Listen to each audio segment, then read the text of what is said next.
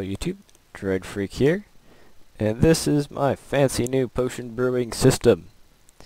It's loosely based off of Etho's design, which he used in a single-player world in Etho's lab, and on the Mindcrack server in his potion shop, whatever you want to call it. But I made the design much more compact and added some more features to it, basically. His design had a buffer double chest between each brewing stand, which it turns out doesn't actually help in any way, because, well, I'll show you. I think the logic behind it was that if you have ones in intermediate states, it would be faster to get them to the end, but that's not really the case. I mean, you don't need to have a whole lot of them in intermediate states, you just have to have one recipe worth, which is what my design does. Anyways, moving right along. My design also has the feature that when the output chests, get almost full, it disables the row. So this row isn't brewing at the moment because the output chest is full. If I grab some more potions from there, this piston disables, which means that the row will start brewing next time the clock goes around. I have a clock and various other stuff down there. Once the clock goes around, each brewing stand now has 3 potions in it at various intermediate states. Got extended fire resist potions, regular fire resist potions, awkward potions, and water bottles. So each brewing stand does one operation, similar to Etho's snake design, except, oh, there they go. When the potions finish brewing, they get sucked out of the brewing stand and into a dropper.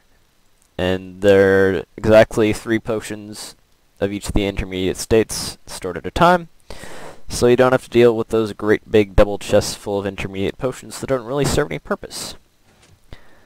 So that's a nice thing. And as I mentioned, each row disables itself when it is done brewing, so I can grab a whole lot of potions from here, it will replace them for me. And next time I check back, I'll have another chest full of invisibility potions, and I can be invisible all the time.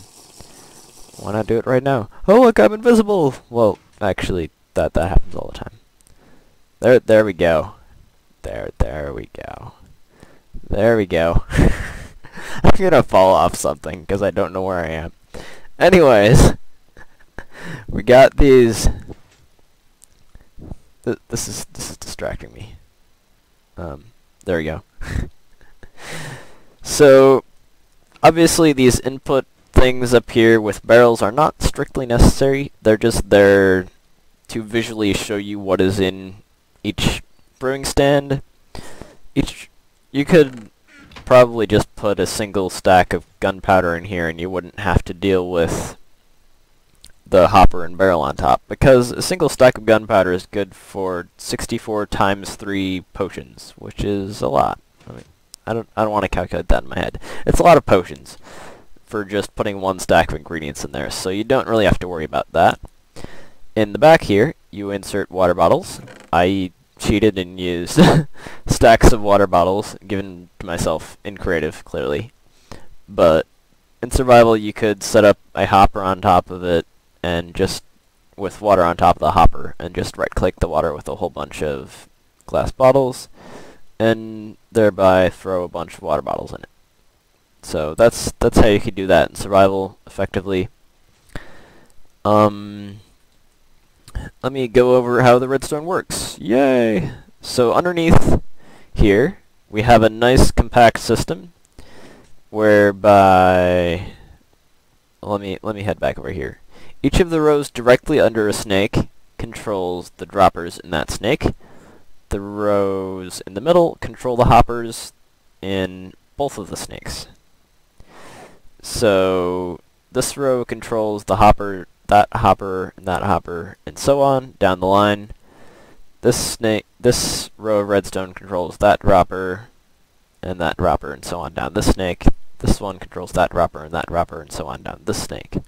Now the reason why I want to individually control the droppers in each snake is that I want to use this mechanism here to disable the droppers from activating. They activate when this line turns off. So I want to have these redstone blocks here to prevent them from brewing when they don't need to be brewing. Like I mentioned earlier, I can break this and get out, can't I? Oh, I'm in survival. That's right. I decided to do this video in survival just because I actually prefer walking around in survival to flying and stuff. So yeah, those are the lines that power each row. I didn't necessarily go over too many deep. Let me just get back up there. I didn't build myself a staircase to get back up. I figured I wouldn't fall, but I did. So yeah, each of these lines has torches in it. The dropper line has repeaters and 1 tick delay, and torches that go directly up to the droppers. The hopper line has again repeaters on 1 tick delay, and torches that go up through a 2-torch tower. So the dropper line is inverted, the hopper line is not. That's basically how that works. Now this mess of wires over here is the clock system, which you only have to build one of. If you build a whole bunch of these cells, you could build a room full of these things in just one of these.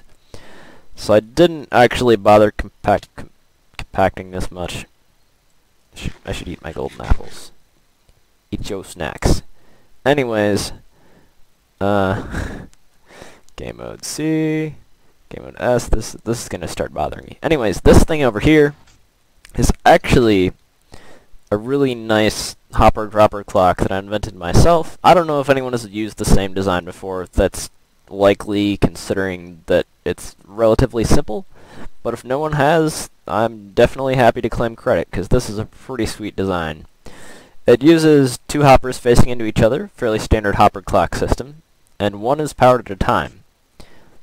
But instead of using a standard RS NOR latch, which typically ends up being pretty large, I've just got these 2 droppers over here, one of which has a single item in it. And that single item means that one of those droppers has an item in it at all times, one of these comparators is powered, and one of these torches is turned off at all times. Basically an RS NOR latch. And because I can put these comparators from the hoppers right above the line of redstone heading back to the droppers, it's nice and compact. It's only 3 layers tall if you count the fact that there's redstone placed on this block. If you built this on a ground, then your ground level would be right here, and it'd be only 2 layers tall and 5 layers long. I think, yeah, it's actually smaller than the standard piston hopper timer. So that's good to know that this is actually more compact. And it's silent, and it's just nice. I like it. Anyways, from that hopper clock, we get an output that comes out here. I probably want to go back down. We get an output that comes out here and goes into this blob. This little bit right here, it's basically a 3x3 cube, is a pulse extender. So the redstone goes into this block, which powers this repeater, which powers this repeater, which powers that repeater. But each repeater has a redstone dust under the block that it powers, so it powers that dust. And since these dusts are not connected to anything, they actually power all the blocks next to them. So this block is powered, this block is powered. Why is my hand?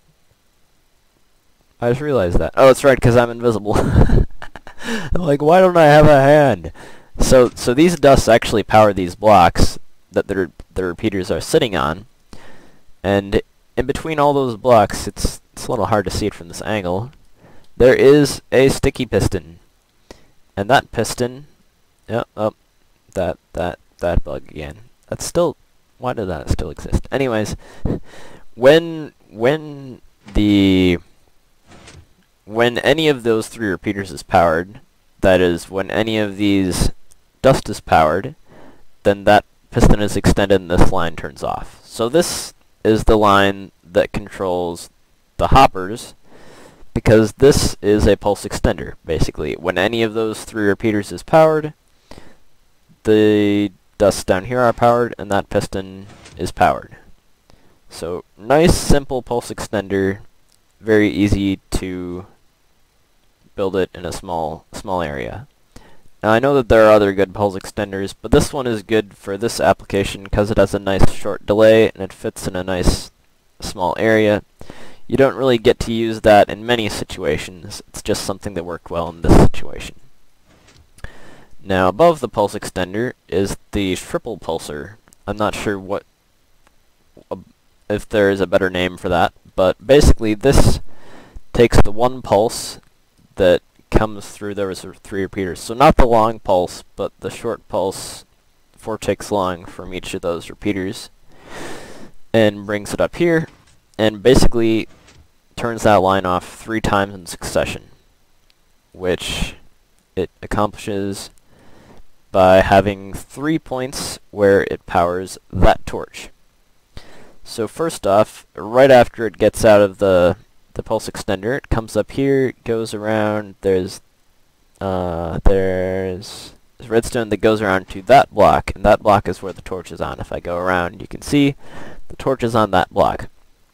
So basically it just powers that block directly, and because that half slab is there, it can't go back down and mess up the system. Now, if the redstone, after the signal goes through there, it goes into this block, because that block is powered, into these repeaters right here, and those repeaters power this block, which also powers the output through that half slab I mentioned earlier. And then there's another 2 repeaters that power the output again. So 8 tick delay between each pulse. Each pulse is 4 ticks long because of all the 4 tick repeaters. So basically on for 4 ticks, off for 4 ticks, on, off, basically. So it just pulses 3 times, which you need to do because each dropper needs to spit up 3 potions.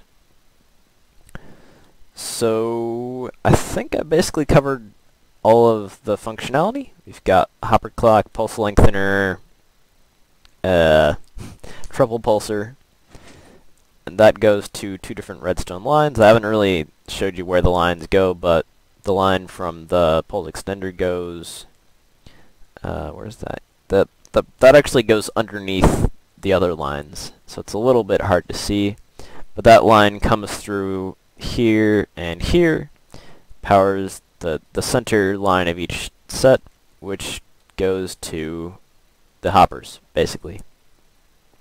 And that's an uninverted signal again. The line from the triple pulsar goes through a bunch of delay past those redstone blocks, past the redstone blocks, which are disabling all of the lines at the moment because all the chests are full. And then they power this line, which is inverted, and that's basically how this thing works. I will put a world download and MC edit schematic in the description. If there's a whole lot of demand, I will make a tutorial, but at the moment, I'm not planning on it. So if you want to build it, for the moment, just check out the world download or MC edit schematic in the description. That's all cool. Got something cool coming for you soon, but not quite yet. The reason why being that it is the secret entrance to my base on Freecraft, and I don't really want to give that away before the PvP period ends. So at the end of the Freecraft PvP period, you can expect a video on the thing hiding behind the obsidian. And no, I won't include that in the world download. That would be silly. Anyways, guys, thanks for watching, and I will see you guys in the next video, which may or may not be a tutorial. Probably not. If you really want me to, I will. Anyways, I will see you guys in the next video.